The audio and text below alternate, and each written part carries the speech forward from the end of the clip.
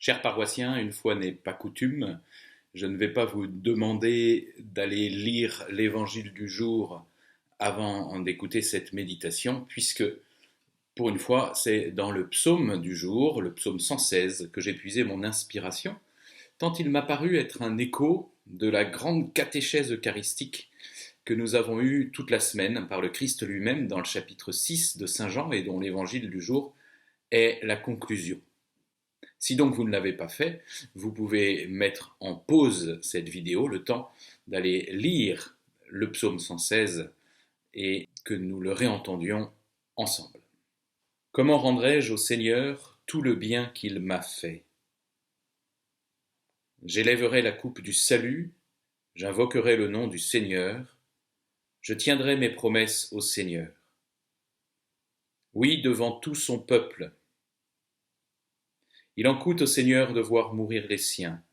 Ne suis-je pas, Seigneur, ton serviteur, moi dont tu brisas les chaînes?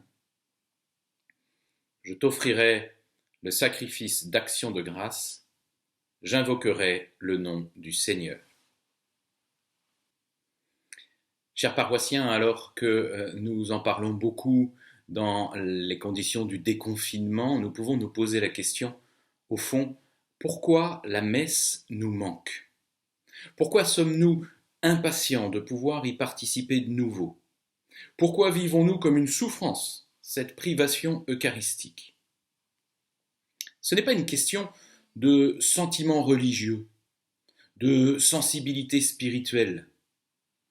Poser la question en termes de sensation ou de sentiment est une erreur. L'Eucharistie, nous le savons depuis l'Évangile et saint Paul, et le Concile Vatican II le répète avec force, l'Eucharistie est la source et le sommet de toute la vie de l'Église et de sa mission.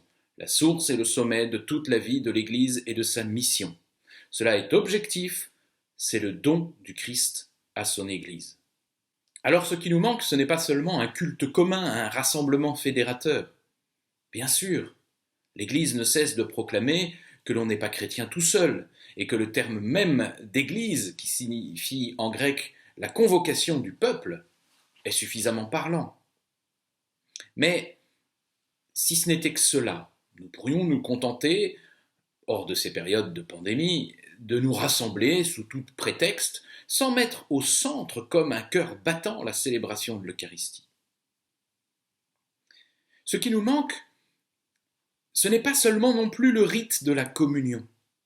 Bien sûr, celle-ci est un acte de participation majeure au mystère de l'Eucharistie, et l'Église n'a eu de cesse depuis les premiers temps de tout faire pour pouvoir porter la communion à ceux qui en étaient privés. Souvenez-vous de saint Tarcisius, par exemple. Mais si ce n'était que cela, nous pourrions nous contenter de consacrer toutes les hosties nécessaires à être, pardonnez-moi l'expression triviale, livrés à domicile. Ce qui nous manque, ce n'est pas seulement l'expression et l'approfondissement de la foi. Bien sûr, il n'est pas de foi véritablement vivante qui ne nécessite une écoute régulière et méditée de ses sources révélées. Mais si ce n'était que cela, nous pourrions nous contenter d'étudier quotidiennement la Bible, d'écouter un enseignement vidéo ou tout autre moyen de grand profit. Non, ce qui nous manque dans la privation de la messe, c'est tout simplement la messe. C'est l'Eucharistie. C'est-à-dire, premièrement, bien sûr l'Assemblée, mais en tant que corps ecclésial du Christ, réuni pour accomplir en son nom ce qu'il nous a dit de faire en mémoire de lui.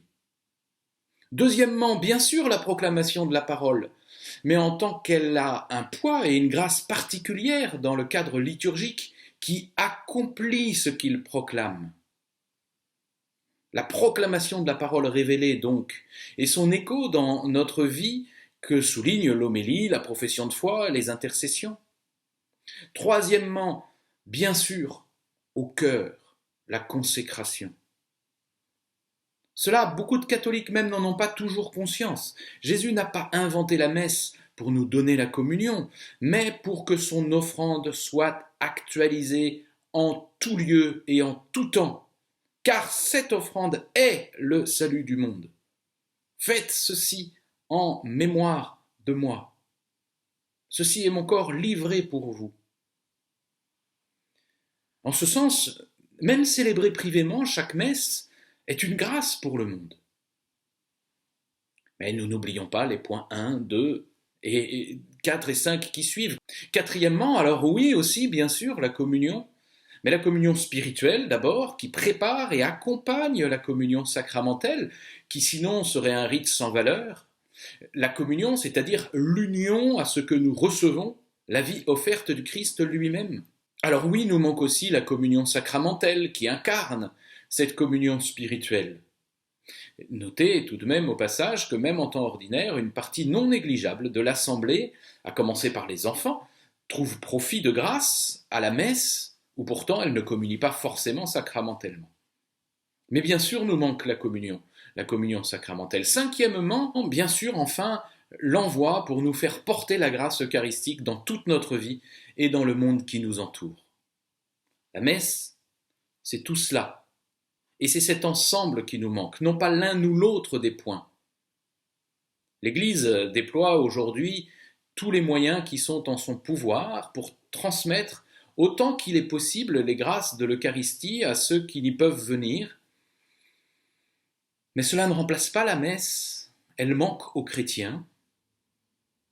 Puisse ce manque creuser en chacun un désir qui fera grandir leur communion lorsqu'ils pourront enfin s'y rendre. Puisse ce manque être offert à Dieu comme une intercession pour tous les chrétiens persécutés dont c'est le quotidien. Puisse ce manque être offert à Dieu comme un sacrifice qui prépare un retour rapide des messes publiques. Sans l'Eucharistie, nous ne pouvons pas vivre. Comment rendrai-je au Seigneur tout le bien qu'il m'a fait? J'élèverai la coupe du salut. Je t'offrirai le sacrifice d'action de grâce. Amen.